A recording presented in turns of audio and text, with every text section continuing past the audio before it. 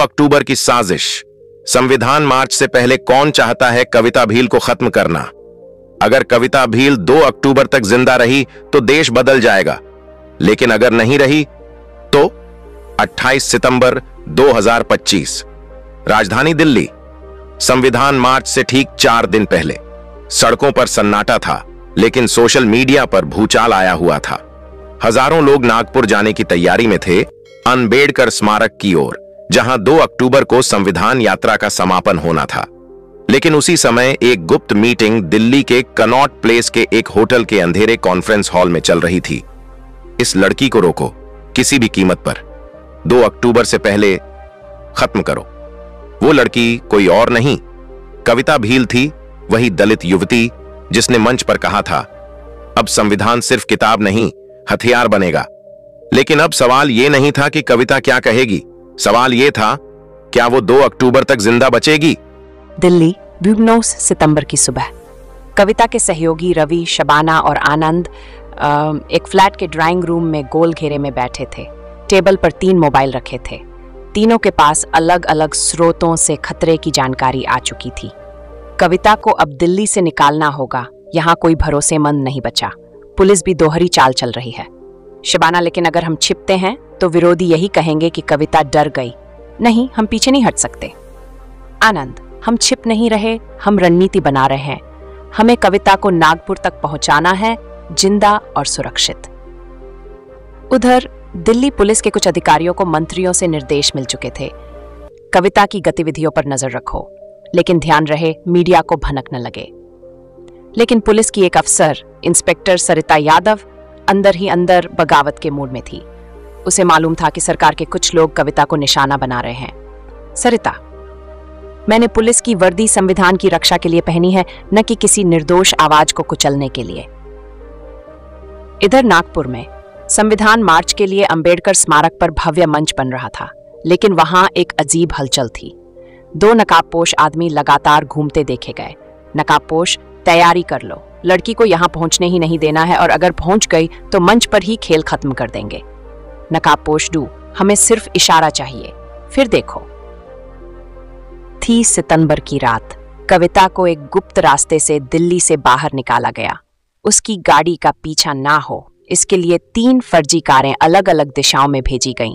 Inspector सरिता खुद गाड़ी चला रही थी जिसमें कविता थी। वो किसी पर भरोसा नहीं कर सकती थी। सरिता मैम, क्या हम सही कर रहे हैं? क्या डरना सही है?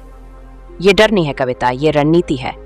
डर वो रहे हैं जो तुम्हारी आवाज से कांप रहे हैं। 4 अक्टूबर की दोपहर, मध्य प्रदेश के छिंदवाड़ा के पास जंगल के रास्ते से गाड़ी गुजर रही थी। तभी 3 बाइक सवार अचानक पीछे लग गए। सब काले कपड़े, हेलमेट और मास्क में थे। गाड़ी की स्पीड बढ़ाई गई, लेकिन तभी सामने एक पेड़ गिरा दिया गया। गाड़ी रुकी। बाइक सवारों ने बंदूकें निकाली। कविता भील की जान बस कुछ मीटर की दूरी पर थी।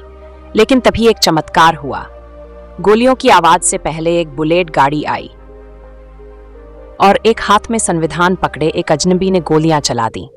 हमलावर भाग खड़े हुए। सरिता और कविता बच गई, लेकिन वो अजनबी कौन था? 1 अक्टूबर की रात कविता भील की गुमशुदगी की खबर मीडिया में चल चुकी थी।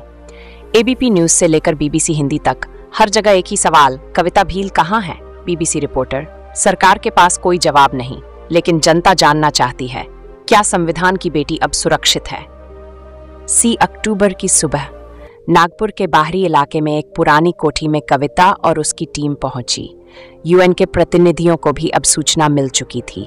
हर तरफ सुरक्षा कड़ी कर दी गई थी, लेकिन सोशल मीडिया अब भी एक वीडियो वायरल हो रहा था। वीडियो, हमने आज नहीं रोका तो ये लड़की कल प्रधानमंत्री बन जाएगी। 3 अक्टूबर की दोपहर 1 बजे संविधान मार्च शुरू हो चुका था। लोग गीत गा रहे थे, तिरंगे लहरा रहे थे, लेकिन मंच अब भी खाली था। कविता अब तक नहीं पहुंची थी, और तभी एक तेज धमाका हुआ। मंच के पीछे से धुआं उठा, चीखें गूंजने लगीं। क्या कविता भील मंच तक पहुंच पाई? क्या धमाका उसे चुप कराने की आखिरी कोशिश थी, या कोई और गहरी साजिश चल रही है? सच्चाई जानिए।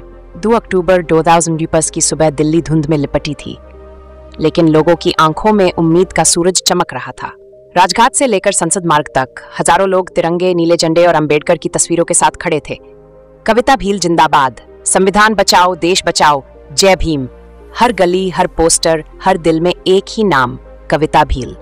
वो मंच पर थी, शांत, स्थिर, लेकिन भीतर से लावा। उसने माइक उठाया।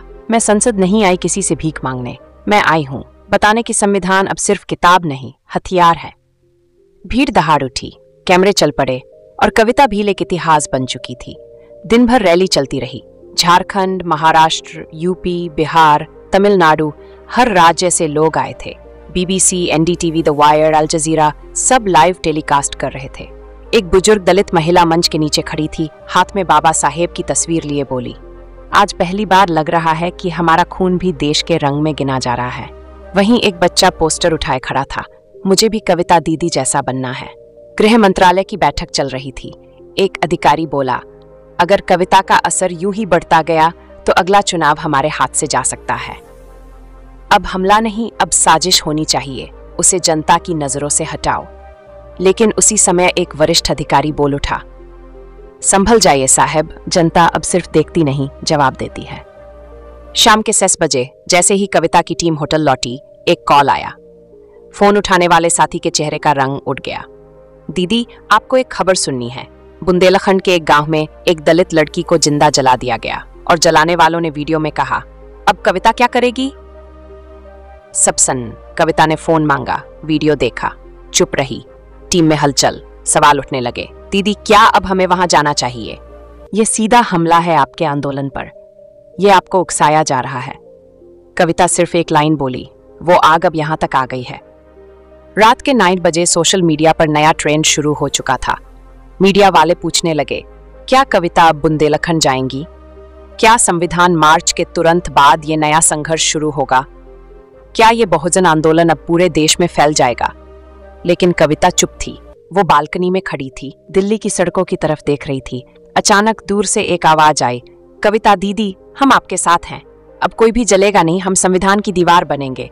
कविता ने आंखें मूंद ली और बस इतना कहा, सिर्फ दीवार नहीं, अब आग भी बनेंगे। ब्रेकिंग। कविता भील को बुंदेलखंड जाने की धमकी। राज्य सरकार बोली, उनके आने से माहौल बिगड़ेगा। और उसी वक्त कविता की टीम का सबसे पुराना साथी बोला, दीदी, अब फैसला आपका है। क्या कविता जाएगी उस आग में जहां उसे खुद जलाने की धमकी दी गई है? क्या आंदोलन सिर्फ दिल्ली तक सीमित रहेगा या गांव-गांव फैल जाएगा? अंबेडकर आवाज को बचाने के लिए सब्सक्राइब कीजिए चैनल को। धन्यवाद।